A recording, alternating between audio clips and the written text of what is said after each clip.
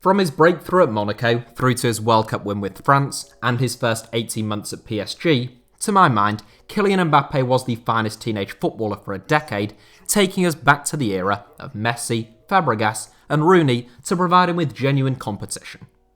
That is no mean feat when one thinks of the players who have broken through during that time, but Mbappe is evidently a generational talent, combining searing pace with quick feet, a devastating single-mindedness and a real efficiency in front of goal. He reminds me a bit of Tom Eaves in that respect.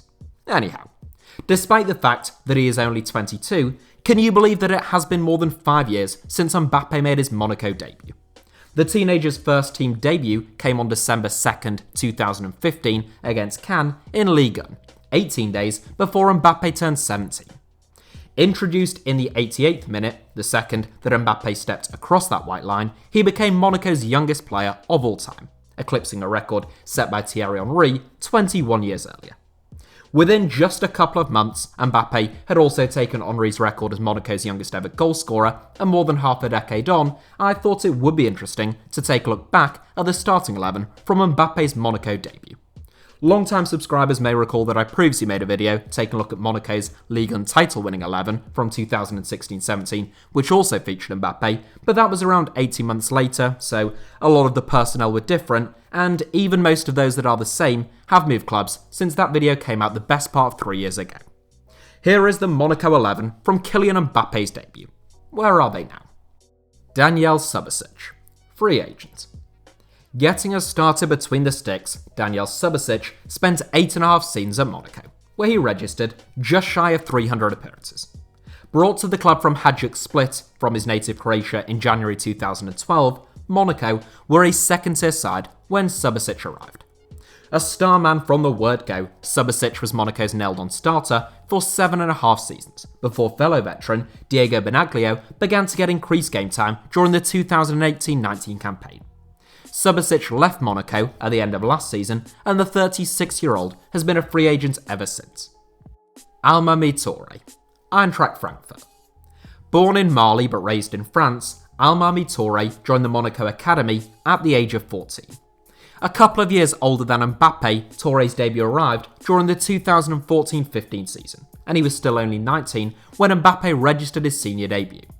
Following 80 appearances for his hometown club, Toure joined Eintracht Frankfurt for less than €500,000 in January 2019, and the versatile 24-year-old, who played predominantly as a right-back at Monaco, has since made 30 appearances for the Bundesliga side. Wallace, Yeni Malatyaspor. Another youngster back in 2015, Brazilian centre-back Wallace only ever spent time on loan at Monaco.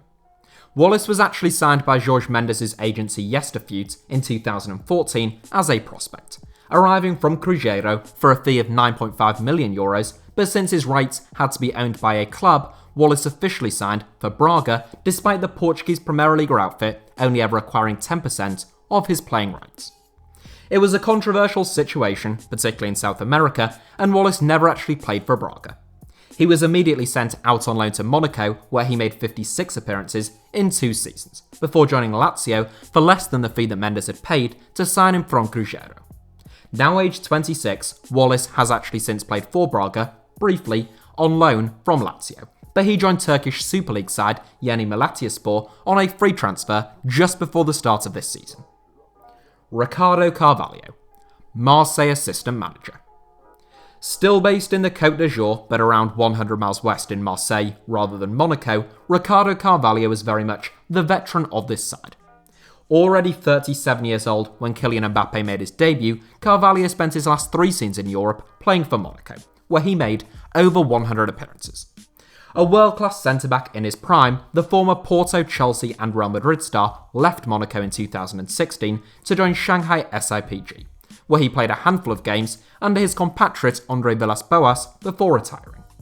Carvalho followed AVB into management in 2019, becoming his assistant at Marseille. And despite Villas-Boas' departure, Carvalho has stayed on as Jorge Sampaoli's assistant at the crisis-ridden Ligue 1 side. Fabio COENTRAO, Rio Ave. Neither our first nor our last current or former Portuguese international, Fabio COENTRAO looked to salvage his career on loan at Monaco in 2015. A real sensation within the Portuguese game upon his breakthrough at Rio Ave, and then for Benfica, COENTRAO joined Real Madrid in a deal worth €30 million in 2011, an astronomical sum for a fullback at the time. By 2015 though, despite the fact that he was still only 27 and ought to have just been hitting his prime, COENTRAO's career was already suffering a steep decline. Within just a couple of years, it was in absolute tatters. COENTRAO rejoined his old club Rio Ave in 2018, where he retired following a pretty disastrous homecoming. But following 6 months out of the game altogether, the 33-year-old made a comeback, again with Rio Ave, last October. Fabinho, Liverpool. Another ex-Monaco loanee, Fabinho spent 2 seasons on loan with the Ligue side from Fabio COENTRAO's current club Rio Ave before that deal became a permanent one in 2015. Fabinho spent 3 more years with Monaco after that, taking his tally up to 5 seasons and 223 appearances in the Principality in total, before making a blockbuster transfer to Liverpool. Having earned a big reputation for himself in Europe's smallest tax haven, whilst becoming a full Brazilian international, Fabinho commanded a fee of £39 million. He has since made more than 100 appearances at Anfield, winning 3 trophies. Mario Pasalic, Atalanta. Our second Croatian and 4th former Monaco loanee, Mario Pasalic joined Monaco on loan from Chelsea in 2015. One of 5 loan moves that Pasalic had during his time at Stamford Bridge, the gifted midfielder never made a single competitive appearance for the Blues, partly due to the fact that he couldn't actually obtain a work permit in the United Kingdom. Pasalic made a grand total of 29 appearances for Monaco and scored 7 goals during his time with the club, and he now plays for Atalanta, where he has made a big impression over the last couple of years. Bernardo Silva, Manchester City.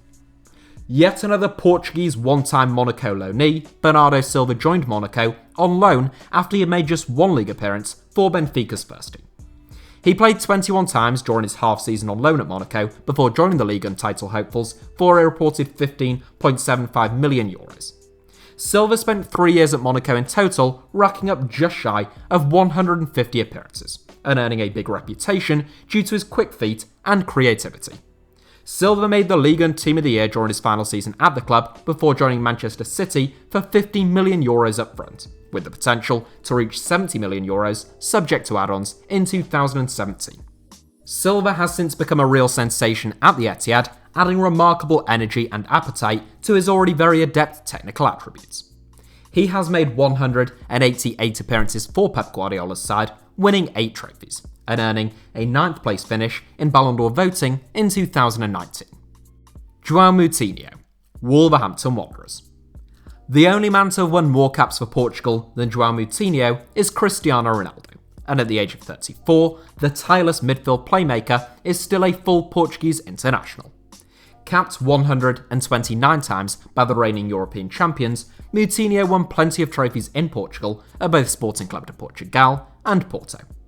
He left Porto to join Monaco in 2013, along with James Rodriguez, in a joint deal worth a reported €70 million, with €25 million of that attributed to Moutinho for accounting purposes.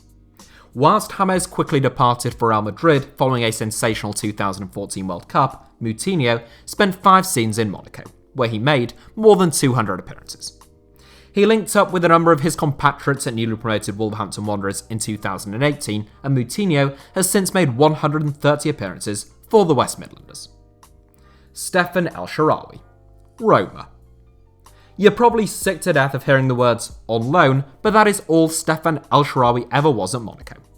Once one of the most highly regarded teenage prospects in the European game, a little like Mbappe during his time at AC Milan, El-Shaarawy could never quite live up to those expectations in the same way that Mbappe seems to have been able to.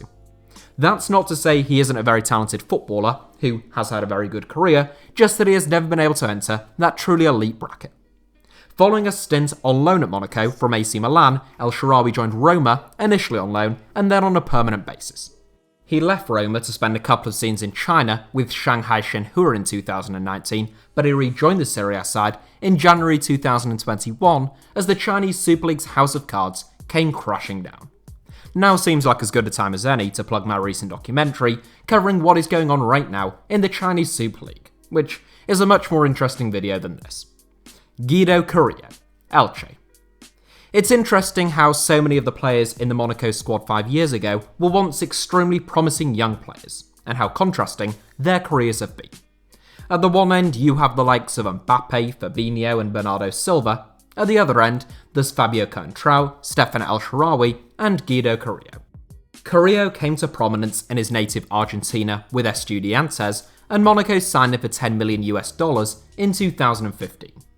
Following 21 goals in 95 games for the Ligue side, which included a Ligue title, Carrillo was signed by Southampton for a club record £19 million in January 2018.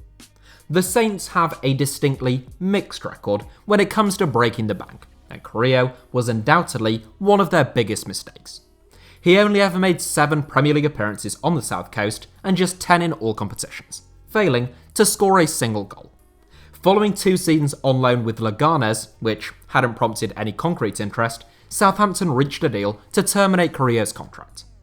He joined La Liga new boys Elche on a free transfer in the summer, where he has since scored 2 goals in 12 games.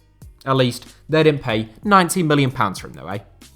That may be the 11 done and dusted, but before I leave you beautiful HITC Sevens viewers and I hope subscribers, if not, why not, and there's no time like the present, I will give a quick word to the substitutes that afternoon, not least Kylian Mbappe himself. First up was Helder Costa though, brought on in place of Stephan El-Shaarawy, who now plays for Leeds United in the Premier League, and I'm a big fan of his. He's also Portuguese, he was also only ever on loan at Monaco, and he also previously played for Wolves. He's like the full house in terms of this 11. Next up was Nigerian left-back Elderson, an 84th minute replacement for Mario Pasalic, who has been out of contract since leaving Finnish outfit HJK back in 2019.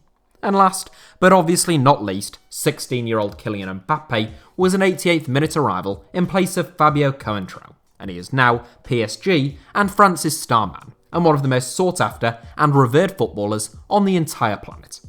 Mbappe left Monaco in a deal which could rise to as much as €180 million, but he's justifying it, if that's possible, having scored 116 goals in 157 games in the French capital.